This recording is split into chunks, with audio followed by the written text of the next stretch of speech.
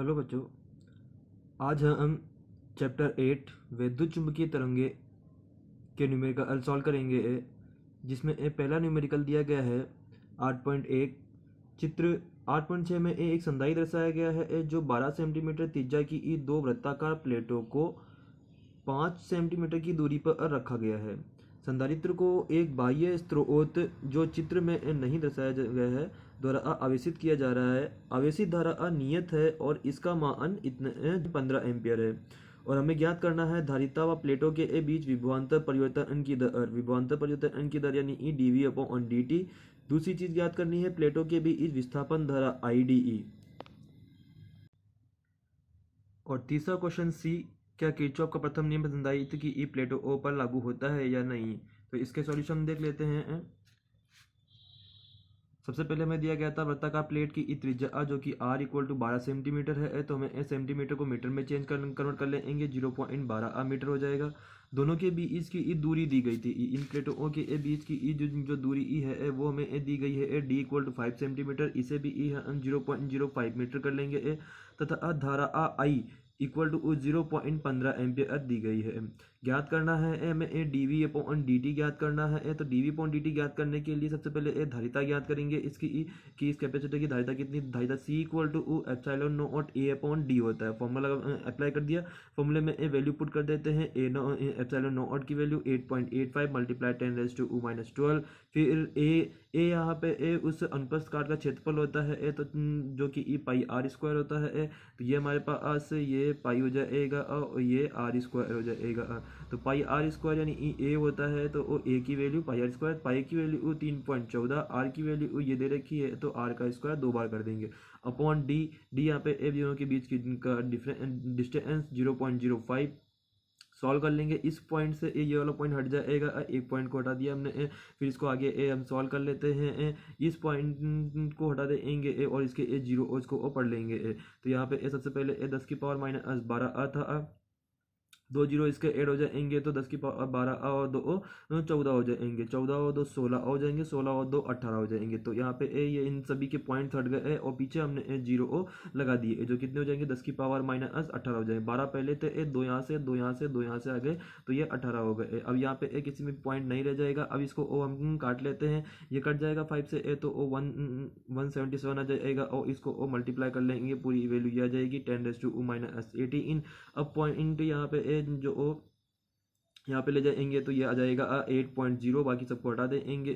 तो यहाँ पे ये 1 2 3 4 5 6 हम पीछे जा रहा है पॉइंट, तो यहाँ पे इसमें से 6 कम हो जाएंगे तो 18 में से 6 गए तो 12 आ जाएगा। 8 मल्टीप्लाई 10⁻12, 10⁻12 को हम पी को लिखते हैं तो ये पी को आ जाएगा। अब फेरेड यानी यहाँ पे एक कैपेसिटर यूनिट होती है तो यहाँ पे 8 पी को फेरेड इसका आंसर आ जाएगा। अब हमें ज्ञात करना था कि ये वोल्टेज में कितना परिवर्तन हो रहा था। D we upon D t equal to 1/CE d q upon D t होता है, d q upon D t होता है और d q upon D t को हम करंट आई कहते हैं। तो यहाँ पे इसकी जगह तो आई आ जाएगा और ये सी ऐसे कैसे रह जाएगा। आई की वैल्यू में 0.15 दी गई है अपॉन सी की वैल्यू हमने ज्ञात कर ली है। दोनों की वैल्यू यहाँ पे पुट कर देंगे, पॉइंट हटाएंगे तो नीचे 2 जीरो आएंगे तो यहाँ से 10⁻12 से 10⁻10 रह जाएगा और ऊपर जाएगा तो ओ माइनस से प्लस में लिख दिया जाएगा और इसको हम 8 से डिवाइड कर देंगे, हमारे पास आंसर आ जाएगा अब 1.87 मल्टीप्लाई 10⁻10 वोल्ट पर सेकेंड। दूसरा क्वेश्चन दिया गया था, उसमें विस्थापन धारा ज्ञात करनी थी। तो विस्थापन धारा आई डी ई आई के बराबर होगी यहाँ पे तो I D equal to 0.15 ampere आ जाएगा। तीसरा क्वेश्चन पूछा गया था कि किरचॉफ का नियम संधारित्र की प्लेटों पर लागू होता है। तो हाँ, यहाँ पे लागू होता है जब तक कि इस धारा का मतलब अब केवल चालन धारा व विस्थापन धारा का योग हो, तब तक कि किरचॉफ नियम का उपयोग किया जाएगा, इसमें वरना नहीं किया जाएगा।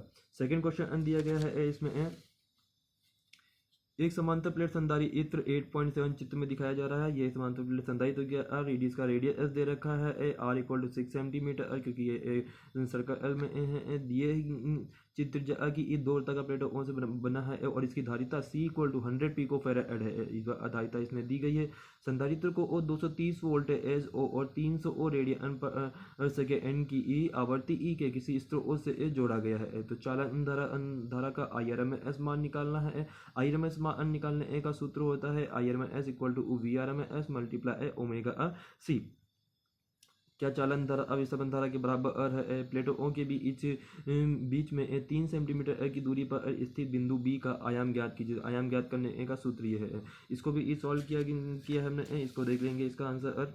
तो प्लेटो ओ की त्रिज्या में दी गई है R इक्वल टू 6 सेंटीमीटर। इसको हमने मीटर में कन्वर्ट कर लिया। संधारित्र की ई धारिता 100 पिको फेराड जो ऐसे ही रहेगी। VRMS में दिया गया है 230 वोल्ट एज का लग रहा है इसमें और यहाँ पे आवर्ती ओमेगा इक्वल टू 300 रेडियन पर सेकेंड हो गई। सबसे फर्स्ट इसका निकालना है चालन धारा का IRMS मान क्या होगा। तो IRMS equal to VRMS multiply omega C हो जाएगा। वैल्यू पुट कर देंगे VRMS की ई, ओमेगा की ई और C की वैल्यू, सभी की वैल्यू पुट कर दी।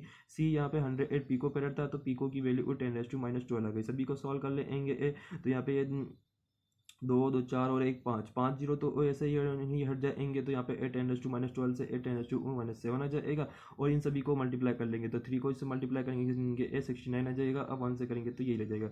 और पॉइंट हम यहाँ पे लगा देंगे तो एक पॉइंट यहाँ पे और कम हो जाएगा और 10⁻6 आएगा। 10⁻6 आएगा तो ये 6.9 माइक्रो एम्पियर हो जाएगा। अतः इसमें धारा कितनी हो जाएगी 6.9 माइक्रो एम्पियर। दूसरा क्वेश्चन पूछा गया है इसमें क्या चालन धारा के बराबर होगी ई, तो यहाँ पे भी ई होगी। और क्वेश्चन नंबर सी ई प्लेटो ओ के बिंदु की ई दूरी ई D इक्वल टू 3 सेंटीमीटर। दोनों के बीच की दूरी D इक्वल टू 3 सेंटीमीटर है। तो इसे हम मीटर में कन्वर्ट कर लेंगे और इसका फॉर्मूला होता है इसका B equal to mu naught DEI upon 2 pi R²। सभी की वैल्यू पुट कर देता हूँ। म्यू नॉट की वैल्यू होती है 4 पाई मल्टीप्लाई 10⁻⁻7। D की वैल्यू हमारे पास फाइंड है। I की हमने ज्ञात करी I की वैल्यू में आई की वैल्यू यहाँ पे रखनी पड़ेगी। ये हमने IRMS की वैल्यू निकाली थी तो आई की वैल्यू पहले यहाँ पर निकाल लेते हैं। ये हमें पहले ही निकालना था। तो आई की वैल्यू होती है IRMS √2 IRMS होती है। तो IRMS हो जाएगा 6.9 माइक्रो और √2 की वैल्यू 1.414 और दोनों को मल्टीप्लाई करेंगे तो 9.76 माइक्रो एम्पियर आ जाएगी। ये आई की वैल्यू जो आएगी वो यहाँ पे हम पुट कर देंगे क्योंकि आई और IRMS दोनों अलग अलग होते हैं। आई मतलब अब तो आई मैक्सिमम हो गया और IRMS की वैल्यू जो कि उससे थोड़ी कम होती है। फिर यहाँ पे 2 पाई की जगह 2 पाई रख दिया जाएगा। R² की वैल्यू R की यहाँ पे 2 बार पुट कर देंगे और इन सभी को सॉल्व कर लेंगे। सभी को और सॉल्व करेंगे आप पॉइंट हटा देंगे। तो यहाँ पे ये पॉइंट हटने के बाद में ये वाला अब पॉइंट इससे कैंसिल हो जाएगा, ये वाला पॉइंट इससे कैंसिल हो जाएगा और 10⁻6 और -7 को प्लस कर लेंगे तो 10⁻13 आ जाएंगे। इसको 2 पाई से काट देंगे तो ये 2 आ जाएगा और यहाँ पे ये सारे ऐसे ही लिख दिए जाएंगे। 3 की जगह थे 3, ये 9 7 से एक आ जाएगा नीचे 6 × 6। सभी को डिवाइड करने के बाद में आंसर मेरे पास मिलता है 162.6 मल्टीप्लाई 10⁻13 इक्वल टू हमने इसे लिख दिया है 1.63 मल्टीप्लाई 10⁻11 टेस्ला। तो यहाँ पे कितना चुंबकीय क्षेत्र होगा आया हम, तो चुंबकीय क्षेत्र कितना मिलेगा उसकी वैल्यू मेरे पास आ जाएगी। क्वेश्चन नंबर 3 में 10⁻10 मीटर तरंग दैर्घ्य की एक्स किरण को, ये मैं 10⁻10 मीटर की एक्स किरण दी गई है और 6800 एंगस्ट्रॉम तरंग दैर्घ्य के प्रकाश तथा इतने मीटर की रेडियो तरंगों के लिए किस भौतिक राशि ई का मान समान होगा। तो इन दोनों ही प्रकार के दे रखा है हमें, इन दोनों में कौन सी भौतिक राशि समान होगी ई, तो कौन सी भौतिक राशि समान होगी ई, वो होगा प्रकाश का वेग 4 प्रकाश का वेग 3 × 10⁻⁸ मीटर प्रति सेकंड। दोनों के लिए प्रकाश का वेग हमेशा समान होगा। क्वेश्चन नंबर 4, एक समतल वैद्युत चुंबकीय तरंग निर्वात में जेड अक्ष के अनुदिश चल रही है। इसकी ई वैद्युत तथा चुंबकीय क्षेत्रों के सदिश की ई दिशा के बारे में क्या कहेंगे। यदि ई तरंगों की आवृत्ति ई 30 मेगाहर्ट्ज हो तो उसकी ई तरंग दैर्घ्य कितनी ई होगी ई। तो इसको हम देख लेते हैं इसका सॉल्यूशन। इसके विद्युत क्षेत्र और चुंबकीय क्षेत्र एक्स वाई समतल होंगे ए तथा परस्पर लंबवत होंगे, क्योंकि ये जेड अक्ष की अनुदिश चल रही है, जेड अक्ष की अनुदिश चल रही है तो ओ इसका विद्युत और चुंबकीय दोनों अलग अलग अटका होंगे एक्स वाई पर होंगे। यदि तरंग की आवृत्ति न्यू हमें दी गई है 30 मेगाहर्ट्ज है तो लैम्डा की वैल्यू ज्ञात करनी है। लैम्डा की वैल्यू ज्ञात करनी है, यहाँ पे तरंग कितनी होगी, लैम्डा की value lambda equal to c upon nu equal to उसी की वैल्यू न्यू की वैल्यू पुट कर दी जाएगी ई, और लैम्डा की वैल्यू हो जाएगी ई यहाँ पे 10 मीटर। तो इसके 10 लैम्डा की वैल्यू तरंग कितनी हो जाएगी ई 10 मीटर हो जाएगी। क्वेश्चन नंबर 5, एक रेडियो 7.5 मेगाहर्ट्ज से 12 मेगाहर्ट्ज बैंड के एक इसी स्टेशन से संचारित हो सकता है, मतलब अब कि इसके बीच में वो कार्य कर सकता है।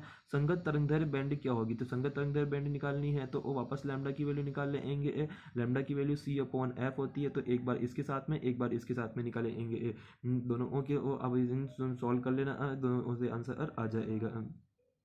अगला क्वेश्चन हमारे पास ये हमने सॉल्व किया है। यहाँ पे सबसे पहले हमें आवृत्ति दे रखी है 7.5 मेगाहर्ट्ज, उसके लिए लैम्डा का फॉर्मूला लगा दिया सी अपॉन न्यू। दूसरी बार आवृत्ति हमें दे रखी 12 मेगाहर्ट्ज, उसके लिए हमने यहाँ पे lambda equal to c upon nu का फॉर्मूला लगा देंगे, और दोनों के लिए अलग अलग हमें लैम्डा की वैल्यू प्राप्त हो जाएगी। पहले के लिए 400 मीटर और दूसरे के लिए 25 मीटर आ जाएगा। अब बता अगला क्वेश्चन नंबर 6, एक आवेशी ईद कण अपनी माध्य अवस्था के दोनों और 10⁻⁹ मेगाहर्ट्ज से आवर्ती ई से दोलन करता है। दोलन के द्वारा जनित विद्युत चुंबकीय तरंगों की आवर्ती कितनी ई होगी, तो इसमें विद्युत चुंबकीय आवर्ती ई भी इतनी ही होगी जितनी ये यहाँ पे दोलन कर रहा है। ठीक, अगला क्वेश्चन नंबर 10, निर्वात में एक आवर्त विद्युत चुंबकीय तरंग के चुंबकीय क्षेत्र वाले भाग का आयाम b not equal to b 510 nano tesla है। तरंग के विद्युत क्षेत्र वाले भाग का आयाम ज्ञात कीजिए। तो हमें यहाँ पे एक विद्युत चुंबकीय तरंग दी गई है। अब विद्युत चुंबकीय तरंग जानते हैं कि ये चुंबकीय क्षेत्र और विद्युत क्षेत्र दोनों से मिलकर बनी होती है। तो यहाँ पे एक चुंबकीय क्षेत्र का आयाम तो वो दे दिया गया है, और इसकी सहायता से हमें विद्युत चुंबकीय क्षेत्र का आयाम ज्ञात करना है, तो उसको हम देख लेते हैं। तो यहाँ पे बी की वैल्यू दी गई है 510 नैनो, और हमें ई नोट निकालना है, यानी विद्युत क्षेत्र का आयाम निकालना है। तो ई नोट की value e naught equal to b naught c formula होता है, तो बी नोट की वैल्यू में दी गई है, यहाँ पे ए नोट लगा देते हैं, ये आ जाएगा। और सी की वैल्यू मालूम है, दोनों को सॉल्व करेंगे तो ओ ई नोट 153 नैनो न्यूटन पर कूलम इसका आंसर आ जाएगा। अगला क्वेश्चन नंबर 8 है। कल्पना कीजिए कि ई विद्युत चुंबकीय तरंगों के विद्युत क्षेत्र का आयाम E nought equal to 120 E newton पर कूलम है, तथा इसकी आवर्ती ई न्यू इक्वल टू 50 मेगाहर्ट्ज है, और बी नॉट ओमेगा के तथा लैम्डा ज्ञात कीजिए। सेकेंड बार में ई तथा बी के व्यंजक प्राप्त कीजिए। तो क्वेश्चन नंबर 8 तो देख लेते।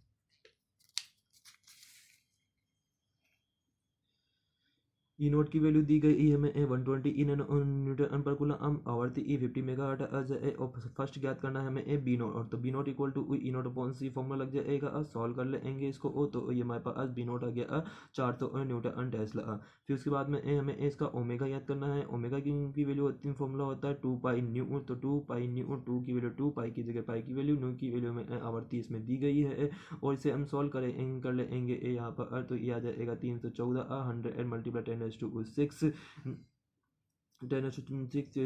× 10⁸ रेडियन पर सेकेंड आ जाएगा।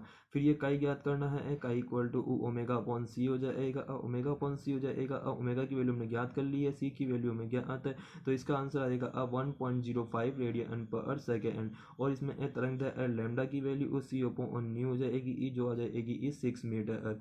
सेकेंड क्वेश्चन इसमें कहा गया था ई ज्ञात कीजिए, तो e equal to E naught sine के एक्स माइनस ओमेगा टी होता है। तो यहाँ पे सभी की वैल्यू ई नॉट भी हमने ज्ञात कर लिया है, के भी ज्ञात कर लिया है, ओमेगा भी ज्ञात है मेरे पास, और टी की जगह पे टी रह जाएगा। तो ये इसका ई का व्यंजक हो जाएगा। इसी प्रकार से ये बी का व्यंजक भी ई लिख दिया जाएगा। जैसे ए की मैंने यहाँ पे लिखा है उसी तरह आप भी लिख देंगे। यहाँ पे इसमें अगली स्टेप और लिखनी है, मैंने बी नॉट की वैल्यू रख देंगे, के की वैल्यू ओमेगा की वैल्यू पुट कर देना, जिससे आपको ये ई का व्यंजक और ये बी का व्यंजक मिल जाएगा, यानी ई की इक्वेशन मिल जाएगी। क्वेश्चन नंबर 10 है एक समतल इलेक्ट्रोमैग्नेटिक एक वेव में विद्युत क्षेत्र 2.2 इंटू 10 की पावर 10 हर्ट्ज आवर्ती तथा 48 वोल्ट पर मीटर आयाम से जैवक्रिय रूप से दोलन कर रहा है, यानी इस साइन से दोलन कर रहा है। और हमें ये आंसर क्वेश्चन दे रखे हैं तरंग की आवर्ती ई कितनी ई होगी, ई दोलन चुंबकीय क्षेत्र का आयाम क्या होगा। तो आवर्ती के लिए formula lambda equal to c upon nu लगा देंगे। दोलन चुंबकीय क्षेत्र का आयाम ज्ञात करना, चुंबकीय क्षेत्र का आयाम ज्ञात करना, तो B not equal to E nought upon C हो जाएगा। और दर्शाइए कि ई क्षेत्र का औसत क्षेत्र बी ई क्षेत्र के औसत ऊर्जा घनत्व के बराबर है, ऐसा हमें सिद्ध करना है। तो इसका सोल्यूशन देख लेते हैं। क्वेश्चन नंबर 10 वैल्यू में दी गई है एक तो न्यू की ई वैल्यू दी गई है nu equal to two multiply 10 to 10 hertz e not की वैल्यू 48 वोल्ट पर मीटर। सबसे पहले हमें ज्ञात करना आता lambda equal to c upon nu ज्ञात करना है। सी की वैल्यू लिख देंगे, न्यू की वैल्यू लिख दी, और लैम्डा आ जाएगा, इसको काट देंगे तो 1.5 मल्टीप्लाई 10 टू -2 मीटर आ जाएगा। ये इससे कट जाएगा तो 10 टू -2 बच जाएगा। पी में निकालना है आयाम निकालना है चुंबकीय क्षेत्र का, तो B not equal to E nought upon C होता है। ई नॉट की वैल्यू 48 अपॉन सी की वैल्यू 3 मल्टीप्लाई 10 टू 8 सॉल्व कर लेंगे तो 16 मल्टीप्लाई 10 टू -8 टेस्ला आ जाएगा। अतः बी नॉट की वैल्यू 1.6 मल्टीप्लाई 10 टू 7 टेस्ला आ जाएगा। फिर इसके बाद आ जाएगा क्वेश्चन नंबर सी ई का औसत ऊर्जा घनत्व म्यू ई बराबर 1. अब ऊर्जा घनत्व ज्ञात करना है तो ओ यू यहाँ पे ऊर्जा घनत्व का सूत्र होता है, ऊर्जा घनत्व का u e equal to 1/2 epsilon naught e naught का स्क्वायर। वैल्यू पुट कर देंगे। ई नॉट की value 8.85 multiply 10 to -12 e naught square, यहाँ पे 48 मल्टीप्लाई 48।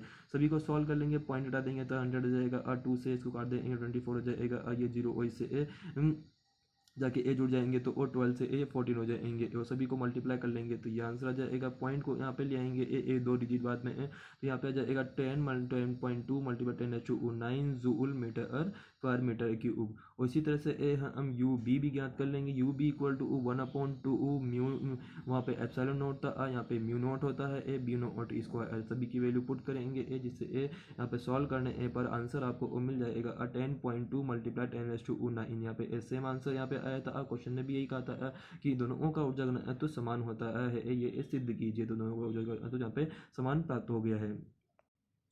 क्वेश्चन नंबर 11 दिया गया है कल्पना कीजिए कि निर्वात में एक विद्युत चुंबकीय तरंग का विद्युत क्षेत्र ई का में ये समीकरण दे रखी है जिससे शो किया गया है, और हमें ये मान निकालने हैं। सबसे पहले तरंग संचरण की दिशा क्या होगी, तो यहाँ पे ई की वैल्यू ये दे रखी है, ये हमने ई की इक्वेशन लिख ली है। इसको समीकरण नंबर 1 डाल देंगे, यहाँ पे ये आई कैप दिया हुआ है।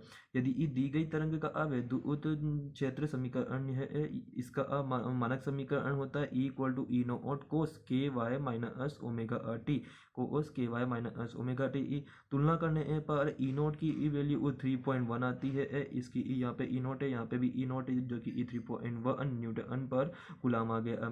सेकेंड यहाँ पे ये के है, कोस है, ये के है, ये के की जगह पे 1.8 रेडियन पर सेकेंड आ गया। ओमेगा यहाँ पे ये रहा, तो यहाँ पे ये ओमेगा जाएगा, यहाँ पे प्लस है, यहाँ माइनस है, तो वो ओमेगा वो केवल डायरेक्शन के लिए आ जाएगा। तो यहाँ पे ओमेगा की वैल्यू 5.4 मल्टीप्लाई 10 टू 6 रेडियन पर सेकेंड हो जाएगा। क्वेश्चन फर्स्ट पूछा गया है कि पूछा गया जा रहा है तरंग संचरण की दिशा क्या होगी, तो इस तरंग के संचरण की दिशा अब -jkf होगी। यहाँ समीकरण 1 में अंदर और y आया है, वाई आया है, इसलिए यहाँ पे इसकी तरंग संचरण की दिशा जे की दिशा होगी ई, लेकिन यहाँ प्लस है और इसमें माइनस होता है, उल्टी दिशा में है, इसलिए यहाँ पे माइनस जे के एफ की दिशा में इसकी तरंग संचरण की दिशा होगी। उसके बाद में लैम्डा की वैल्यू कितनी होगी, तो lambda equal to 2 pi upon k होता है। 2 पाई की वैल्यू यहाँ दी जाएगी, के की वैल्यू भी यहाँ पे दी गई है, पुट कर देंगे, पॉइंट हट जाएगा, तो यहाँ पे नीचे एक जीरो लग जाएगा, क्योंकि यहाँ पे दो संख्या पॉइंट के बाद में यहाँ पे एक है। सॉल्व कर लेंगे तो लैम्डा की वैल्यू 3.5 मीटर आ जाएगी। आवर्ती ज्ञात करनी है, nu equal to c upon lambda हो जाएगी, ई आवर्ती हमारे पास प्राप्त हो जाएगी 86 मेगाहर्ट्ज। फिर हमें निकालना है बी नॉट निकालना है, तो ई नॉट अपॉन सी होता है, पहले ही निकाल चुके हैं। इसी तरह से इसको भी सॉल्व कर लेंगे, और चुंबकीय क्षेत्र का समीकरण निकालना है। चुंबकीय क्षेत्र का समीकरण लिखना है तो वो होता है B equal to B nought cos k y minus omega t. तो सेम उसी तरह से इसको भी लिख देंगे, तो बी की जगह बी आ गया। बी नॉट की वैल्यू हमने ज्ञात कर ली है, जो यहाँ रख देंगे ए के और ओमेगा की ज्ञात है वो पूरा सेम ऐसे कैसे आ जाएगा, और इसके पीछे लग जाएगा के एफ, क्योंकि ई तन संचालन की दिशा में आई कैप दे रखी है, ये जे डायरेक्शन में जा रहा है, तो वो ये ए वाला अभी उससे 90 डिग्री ई पर होता है, तो ये एक के डायरेक्शन में आ जाएगा। क्वेश्चन नंबर 12 दिया गया है 100 वाट विद्युत बल्ब की इस शक्ति का लगभग 5% अदृश्य विकिरणों में बदल जाता है। बल्ब से 1 मीटर की दूरी ई पर 10 मीटर की दूरी ई पर 10 विकिरणों की औसत तीव्रता में ज्ञात करनी है। यह मानिए कि ई विकिरण समदैशिक उत्सर्जित होता है और परिवर्तन की उपेक्षा कीजिए। सबसे पहले दिया गया है बल्ब से 1 मीटर दूरी पर, हम लिख लेते हैं 100 वाट का बल्ब जिसकी ई दक्षता में 5% है, तो शक्ति P equal to 100 multiply 5% equal to 5 watt हो गई। फिर फर्स्ट नंबर पे बल्ब से 1 मीटर की दूरी ई पर तीव्रता आई इक्वल टू यहाँ पे P अपॉन ए हो जाएगी। यदि बल्ब को एक बिंदु समान लें तो वो त्रिज्या आर इक्वल टू 1 मीटर पर 1 मीटर दी गई है, इसलिए बने एक गोले ए का क्षेत्रफल ए बराबर 4 पाई आर स्क्वायर। एक गोले ए का क्षेत्रफल मान लेते हैं कि ये बल्ब यहाँ बीच में रखा है, तो वो चारों तरफ उसके एक फुटबॉल की जैसे एक गेंद होती है, उसके बीचों बीच में एक बल्ब लगा दिया, तो चारों तरफ जितनी दूरी ई तक रोशनी दिखेगी उसको हमने माना कि वो 1 मीटर की त्रिज्या तक दिख रहा है, इसलिए यहाँ पे त्रिज्या 1 मीटर और यहाँ पे क्षेत्रफल A equal to 4 pi R square गेंद का एक गोले ए का स्पेयर का फॉर्मूला लगाया है, और इसे ए 1 रखेंगे तो यहाँ पे आंसर आ जाएगा अब 4 पाई। आई इक्वल टू 5/4 पाई आ जाएगा, अब सॉल्व कर लेंगे इसे ए, तो आई की वैल्यू आ जाएगी 0.4 वॉट पर मीटर स्क्वायर। सेकेंड टाइम यहाँ पे दिया गया है कि आर इक्वल टू 10 मीटर हो जाए, तो आर इक्वल टू 10 मीटर जाएगी, तो उसकी तीव्रता आई इक्वल टू सेम इसी तरह से सॉल्व करेंगे 0.004 वॉट पर मीटर स्क्वायर आ जाएगा। यहाँ पे इसको 10 से डिवाइड करना है, लेकिन यहाँ पे 10 आ गया है, जब यहाँ पे सॉल्व कर रहे होंगे तो 10 मल्टीप्लाई 10 करेंगे तो 100 आएगा, 100 से डिवाइड करना होगा, इसलिए यहाँ पे डायरेक्ट मैंने 2 जीरो और लगा दिए हैं। ठीक है बच्चों, आगे के इसके सभी क्वेश्चन यहाँ पे थ्योरेटिकल क्वेश्चन है जिन्हें आप पढ़ लेंगे। अगर कोई दिक्कत आती है तो वो आप हमें कमेंट बॉक्स में कमेंट कर सकते हैं। Thank you.